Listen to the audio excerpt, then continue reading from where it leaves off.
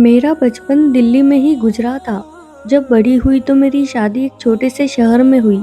लेकिन जब से शादी हुई, मेरी ज़िंदगी बहुत उथल-पुथल तरीके से गुजर रही थी।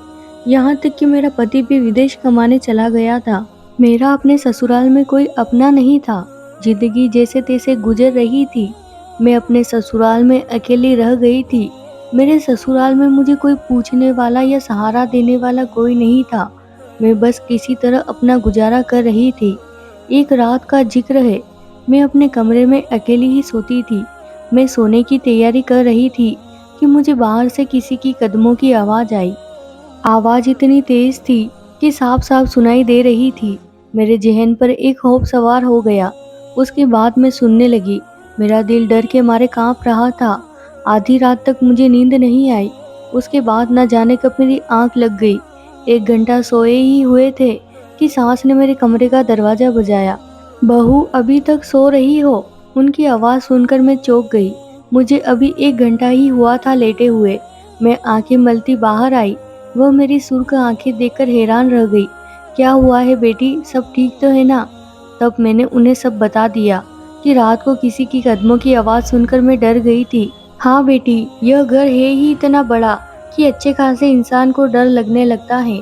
तुम ऐसा करो, कल से अपनी नंद के कमरे में सो जाओ। आखिर वो तुम्हारी छोटी बहनों की तरह है।" सास की यह बात अजीब सी लगी। अपनी बेटी के बजाय उसे मेरी नंद कह रही थी। "अच्छा अम्मा, ठीक है, मैं कल से रितु के कमरे में सो जाऊंगी।" मैंने खुश दिल से अपना सर हिला दिया और आकर किचन में नाश्ता बनाने लगी। अभी तक रितु सोकर नहीं उठी थी। मैंने उसे जगाया। हम सब ने नाश्ता किया और फिर वह कॉलेज चली गई। दिन भर मैं यही सोच रही थी कि आखिर रात भर वह आवाज़ें किस चीज़ की आ रही थी। मैंने उस बात का जिक्र किसी से नहीं किया। शाम हुई तो मैं यह बात भूल गई। मगर रात को सोने से पहले मुझे याद आया कि अम्मा जी ने मुझे रितु के कमरे में सोने के लिए कहा था। मैंने उसके कमरे का दरवाज़ा खटखटाया। उसने दरवाज़ा खोला। उसके चेहरे पर मुझे देखकर अंकुश लग रही थी। "क्या हुआ भाभी, सब ठीक तो है? अम्मा जी ने मुझे कहा था कि मैं तुम्हारे कमरे में सो जाऊं।" मैंने रितु से कहा। "भाभी, मैं आपको अपने कमरे में नहीं सोने दे सकती। मैं रात देर तक पढ़ती हूँ। कमरे की बत्ती चलती रहती है। आपको नींद नहीं आएगी।" रितु की बात पर मैंने उसके हाथ थाम लिए। "नहीं रितु, कोई बात नहीं, मुझे नींद आ जाएगी। मैं हर तरह की माहौल में सो सकती हूँ। मुझे नींद आ जाएगी। बस अपने कमरे में मुझे डर लगता है। तुम फिक्र ना करो, मैं तुम्हें जरा सी भी डिस्टर्ब नहीं करूँगी।" मेरी बात पर रितु ने एक बार फिर मुंह बना लिया और बोली, "ठीक है भाभी, कल से आप मेरे कमरे में सो जाइएगा।" "नहीं रितु, मैं आज भी आपके कमरे में सो सकती हूँ। कल रात को मैंने अजीब सी आवाज़ें बाहर वाले आंगन में सुनी थी। उसके बाद से मेरा मन नहीं कर रहा कि मैं अपने कमरे में सो जाऊँ। मैं वादा करती हूँ तुम्हें किसी किस्म की तकलीफ नहीं होगी।" यह कहकर मैं अपने कमरे में चली गई ताकि अपना बिस्तर वगैरह लाकर रितु के कमरे में डाल दूँ। लेकिन मैं कंबल वगैरह लेकर वापस आई तो रितु दरवाज़ा बंद कर चुकी थी। मुझे बहुत बुरा लगा। मैं अपने कमरे में जाकर सो गई, मगर रात भर वही होता रहा। अजीब सी आवाज़ें मेरा दिल दहला कर रख दिया। अगली सुबह सास ने पूछा। मैंने वही शिकायत कर दी। मैंने कहा कि रितु ने अपने कमरे में मुझे जगह नहीं दी। सास ने रितु को तुरंत डांट दिया और बोला, "कल से तुम उसे अपने साथ सुलाओगी। मुझे शिकायत मिलना नहीं चाहिए।" अब रितु के पास कोई बहाना नहीं था। रात को उसके कमरे में मैंने अपनी जगह बना ली और कंबल डालकर सो गई। रात को ना जाने कौन सा पहर था कि रितु को प्यास लग गई। उसने मुझे हिलाकर जगाया। बोली, "भाभी, बात तो सुने, मुझे बहुत प्यास लग रही है। ऐसा करे मेरे लिए जाकर पानी का गिलास ले आए। बहुत प्यास लग रही है। मेरी तबीयत में घुटन महसूस हो रही है।" रितु की बात सुनकर मैं फौरन घबरा गई। "क्या हुआ रितु, तुमने रात को क्या खाया था?" "भाभी, जो आपने खाया वही मैंने खाया। आप जाए ना, मेरे लिए जाकर पानी लेकर आए।" रितु ने कहा तो मैं शर्मिंदा होकर उठकर खड़ी हुई। दरवाजे से जब बाहर निकली तो मैंने देखा रितु गुस्से भरी निगाहों से मुझे घूर रही थी। खैर, मैं पानी लेने चली गई, लेकिन जब पानी लेकर वापस आई, जैसे ही मैंने दरवाजा बजाया तो यह देखकर हैरत में पड़ गई कि उसने अपना दरवाजा अंदर से बंद कर लिया था। मैं घर में ज़्यादा शोर भी नहीं करना चाहती थी, इसलिए चुप से हल्की-हल्की आवाज़ें दे रही थी। मगर रितु ने दरवाज़ा नहीं खोला। मेरी तो जैसे डर के मारे जान ही निकल गई। रात के अंधेरे में घर भी इतना खुला-खुला था कि एक कमरे से दूसरे कमरे में जाते हुए डर लगता था, मगर क्या करती। पूरे 10 मिनट रितु के कमरे के बाहर खड़ी रही, मगर उसने कोई जवाब नहीं दिया। मजबूरन मैं दौड़ते-दौड़ते अपने कमरे की तरफ बढ़ी। मुझे डर लग रहा था, जैसे कोई मेरे कमरे में पहले से है। मैंने बाहर की रास्ते की रोशनी जलाई, अच्छी तरह अपने कमरे में देखकर अंदर गई और फिर दरवाजे की कुंडी लगाई और बेड पर लेट गई। काफी देर यूं ही गुजर गए। रात का न जाने कौन सा पहर था कि शोर से मेरी आंख खुल गई। बिल्कुल वैसा ही शोर मुझे दोबारा अपने कानों में महसूस हुआ तो घबराहट सर पर सवार हो गई। डर के मारे मैं अपने बिस्तर में ही दुबकी रही। काफी देर गुजर गई, शोर आना बंद हो गया। अब मुझे राहत की सांस आई। वापस सोने के लिए लेट गई और सुबह मेरी आंख खुली, मगर अब मैंने तय कर लिया था कि रितु की उस चालाकी में नहीं आऊंगी। आखिर वह मुझे अपने कमरे में सोने क्यों नहीं देती। मैंने ना सास से गिला किया, ना ही रितु से इस बात की शिकायत की, लेकिन मुझे फिर रहा नहीं गया। हल्का सा जिक्र किया तो रितु मुझ पर ही उल्टा चढ़ बैठी। भाभी, रात को मैंने आपको पानी लेने भेजा था, उसके बाद ना जाने आप कहाँ चले गए। मैं आपका इंतजार करते करते रह गई। रितु की बात सुनकर मैं हैरान रह गई। लोग भी कितने मतलबी और झूठे होते हैं। खैर, क्या कह सकते हैं। मैं अगली रात में फिर रितु के कमरे में सो गई। रात को वही तमाशा हुआ। उसने मुझे पानी के लिए जगाया। मैंने उससे वादा लिया कि वह दरवाजा बंद नहीं करेगी, लेकिन उसने फिर से वही हरकत की, दरवाजा बंद कर दिया। और जब मैं आई तो मुझे अपने कमरे में जाकर सोना पड़ा। अब मैंने सोच लिया था कि मैं रितु को पानी देने नहीं उठूंगी। अगले दिन रितु से किसी बात की कोई शिकायत नहीं की। उसी तरह दिन गुजर गया। रात को मैं उसके कमरे में सो गई। रात के ठीक 2 बजे उसने मुझे वैसे ही जगाया। बोली कि भाभी, घबराहट हो रही है, मेरे लिए जरा सा पानी तो लेकर आओ। मगर अब की बार मैंने आंख नहीं खोली। मैंने सोने की भरपूर एक्टिंग की, मुझे जगाने की कोशिश करती रही, मगर मैंने भी आंख ना खोली। वह समझ गई कि मैं उठने वाली नहीं हूँ। फिर उसने मुझे 2-3 ऊंची आवाज में जगाया। मैंने जवाब ना दिया तो उसे यकीन हो गया कि मैं सो रही हूँ। तब उसने धीरे से उठकर अपने कमरे की अलमारी खोली, जिसकी चाबियां उसके अपने पास ही रखी हुई थी। उसने एक पोटली सी निकाली, एक नज़र दोबारा मुझ पर डाली और फिर अपने कमरे की घड़ी खोली। फिर इधर उधर देखती रही। फिर उसने खिड़की में छलांग लगा दी और बाहर को चली गई। यह देखकर मेरे तो ठंडे पसीने छूट गए। हे भगवान, ये जवान लड़की रात के वक्त कहाँ जा रही है। उसे कुछ तो मालूम होना चाहिए कि घर की इज्जत है। उसके भाई परदेश में कमाने गए हैं ताकि अपनी बहन को पढ़ा सके, और उसे देखो क्या चक्कर चला रही है। एक बार मेरा दिल चाहा कि मैं जाकर अपनी सास को बता दूं कि रितु आधी रात को किससे मिलने गई है, मगर फिर सोचा कि उसमें हम सभी की बदनामी है। पहले मैं रितु को खुद समझा कर देखूंगी।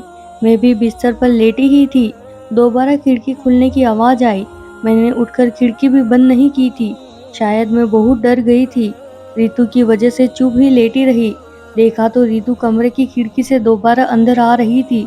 उसने वह घड़ी वैसे ही अलमारी में बंद की और फिर चाबी अपने पास रखकर सो गई। मैं हैरत से उसे देखती रह गई, मगर रितु तो बड़ी ही दिलेर निकली थी। अब मेरी समझ में आया, रितु मुझे रात को पानी पीने के बहाने से बाहर क्यों भेजती थी। खैर, मैं चुप हो गई। मेरे हाथ में एक सिरा तो आया। अगले दिन रितु के कमरे में सोने से पहले उसे सख्ती से मना कर दिया कि वह रात को मुझे जगाया ना करे। मेरे नींद में खलल पड़ता है। अगर पानी पीना है तो खुद जाकर पी लो या पानी भरकर यहाँ रख लो। बल्कि मैंने खुद ही पानी डालकर उसके टेबल के पास रख दिया। अब उसके पास कोई बहाना नहीं था कि वह मुझे जगाए। रात के उस पहर रितु अपने बिस्तर से उठी और अलमारी में झांकने लगी। मैं सोने की एक्टिंग कर रही थी। उसको लगा मैं गहरी नींद में हूँ। मेरे कान उसके आहट पर लगे हुए थे। उसने बिल्कुल वैसे ही खिड़की खोली और बाहर कूद गई। मैं हैरत से उसे देखती रही। फिर मुझसे सब्र ना हुआ। मैं भी धीरे से अपने बेड से उतरी और रितु की तरह खिड़की से कूद गई। उस खिड़की की ऊंचाई ज्यादा नहीं थी। यह घर की पिछली तरफ खुलती थी। मेरे पाँव में जूते भी नहीं थे। एक पाँव में बहुत चुभन हो रही थी।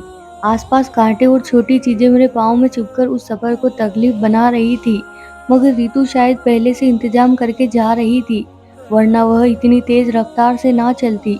मैं देख रही थी कि रितु काफी तेज कदम उठाती आगे की तरफ बढ़ रही थी। मैं भी उसके पीछे पीछे गई। मगर मुझे डर लग रहा था। मगर फिर सोचा कि अगर मेरी नंद इतनी बहादुर और दिलेर हो सकती है तो मुझे क्या मसला है, जबकि मैं तो हक और सच की तलाश में जा रही हूँ। उस घर की इज्जत बचाना चाहती हूँ। थोड़ी दूर जाकर रितु ने पीछे मुड़कर देखा, मगर भगवान का शुक्र है कि उसकी नज़र मुझ पर नहीं पड़ी। यह एक पुराना बाग सा था। रितु ने छोटी सी लकड़ी जो वहाँ पड़ी थी लेकर अंदर चली गई। वहाँ जाकर उसने न जाने क्या किया। वो जमीन पर बैठकर मिट्टी खोदने लगी। मेरे तो हाथ पांव में से जान निकलती महसूस हुई। मैंने और कुछ ना किया और उल्टे कदम वहाँ से वापस आ गई। अब तो मैं सोचने लगी कैसे रितु को काबू में करूँ।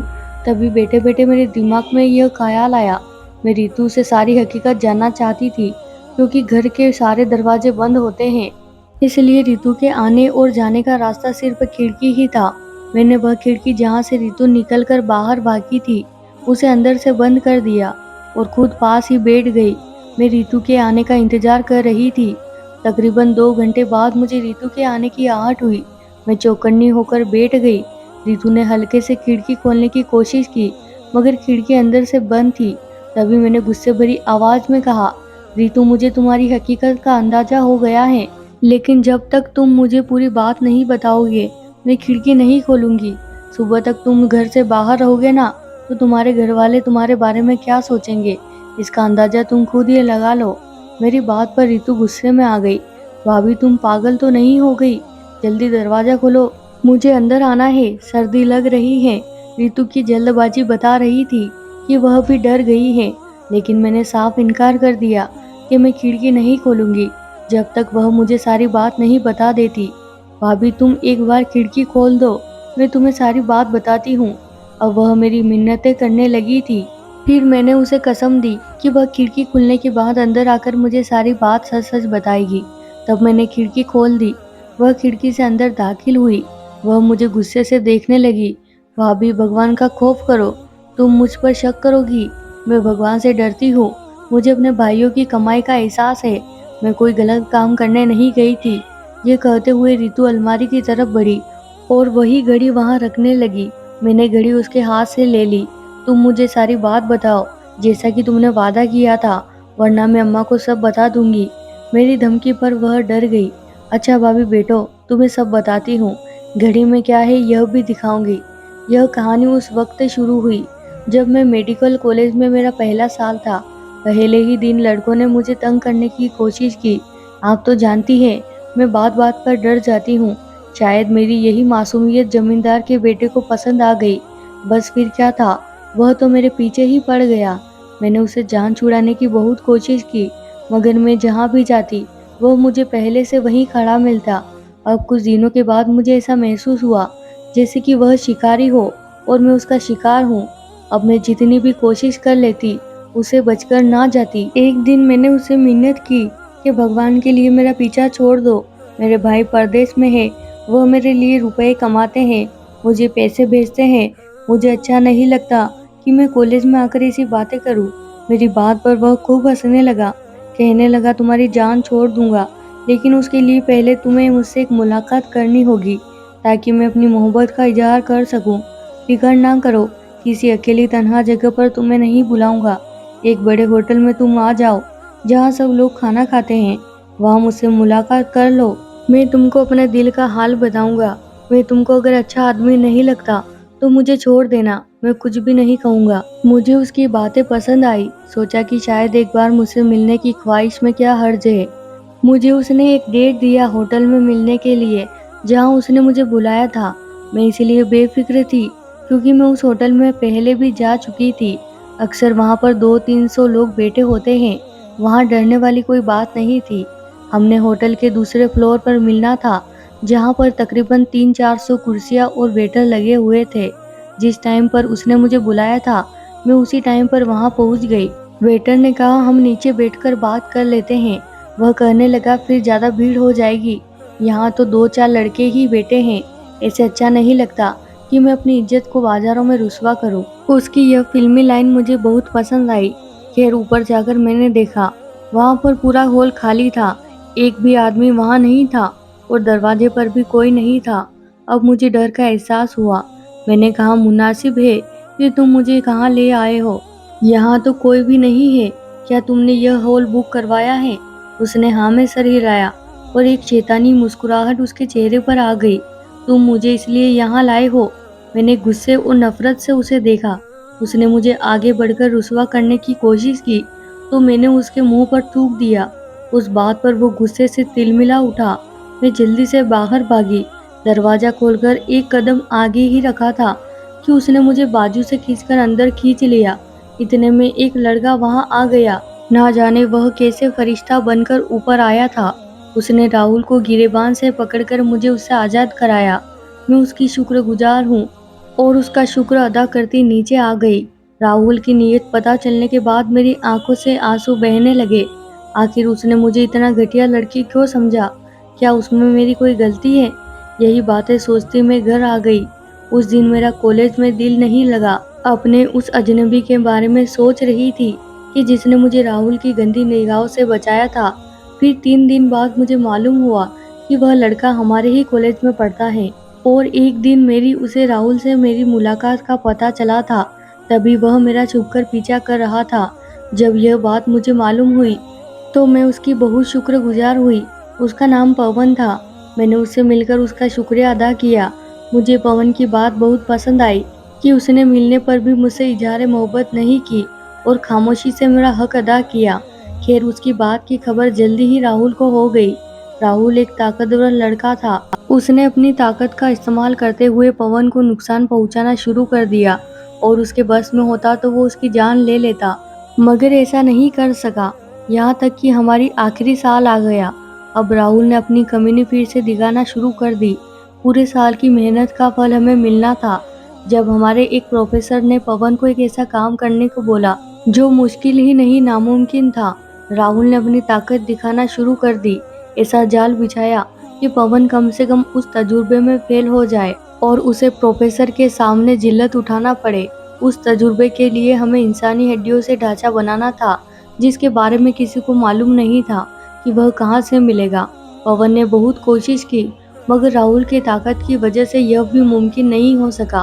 कॉलेज के आसपास उसकी जान पहचान बहुत थी, इसलिए पवन को हर बात नाकामी का मुंह देखना पड़ता था। ऐसे में उसका साथ देने को मैंने ठान ली क्योंकि उसने ऐसे वक्त पर मेरी मदद की थी जब मैं बिल्कुल बेबस थी। तब मैंने पुराने कब्रों की तलाश शुरू कर दी। मुझे किसी ने बताया था कि यहाँ जिन और भूतों के हवाले से मशहूर भी है और वहाँ पर इंसानियत के पुतले अक्सर पड़े नजर आते हैं। इस बात ने मुझे हिम्मत दे दी। तभी मैं दिन को तो यह काम नहीं कर सकती थी क्योंकि यह जगाधरी कॉलेज के पास है। राहुल की नज़र पड़ती तो वह मेरे लिए अलग मुश्किल खड़ी कर देता। इसलिए मैंने सोचा कि मैं रात के अंधेरे में करूं। मैं रात को वहां जाती। आज कुछ आखिरी चीजें रह गई थी जो मुझे मुकम्मल करनी थी।